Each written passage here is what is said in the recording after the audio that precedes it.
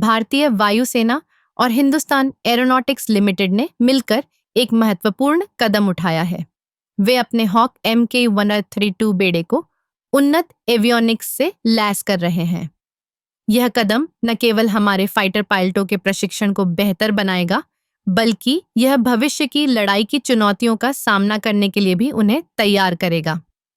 Hoc MK132 एक अत्याधुनिक trainer विमान है जो पहले से ही कई पायलटों को प्रशिक्षित कर चुका है। लेकिन अब जब हम तकनीकी विकास की बात करते हैं तो हमें अपने उपकरणों को भी अपडेट करना होगा। नए एवियोनिक्स सिस्टम में उन्नत नेविगेशन, संचार और हथियार प्रणाली शामिल है। इससे पायलटों को वास्तविक समय में बेहतर जानकारी मिलेगी, जिससे वे अधिक प्रभावी ढंग से प्रशिक्षण ले सकेंगे। इस उन्नयन का एक और महत्वपूर्ण पहलू यह है कि यह विमान को मल्टी रोल क्षमताएं प्रदान करेगा। इसका मतलब है कि पायलट न केवल लड़ाकू विमान उड़ाने का प्रशिक्षण ले सकेंगे, बल्कि वे विभिन्न प्रकार के मिशनों के लिए भी तैयार होंगे।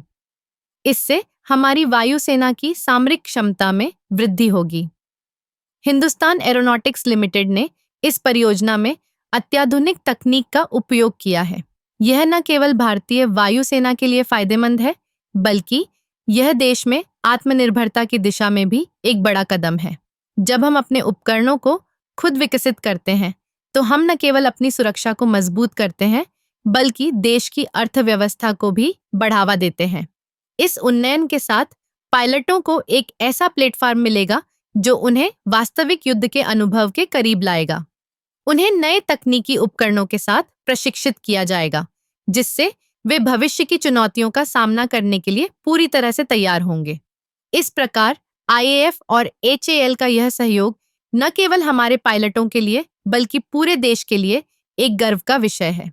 यह दर्शाता है कि हम तकनीकी रूप से कितने सक्षम हैं और कैसे हम अपने सुरक्षा तंत्र को मजबूत कर सकते हैं। आखिरकार, यह कदम हमारे वायुसेना के भविष्य को सुरक्षित करने के लिए एक महत्वपूर्ण पहल है।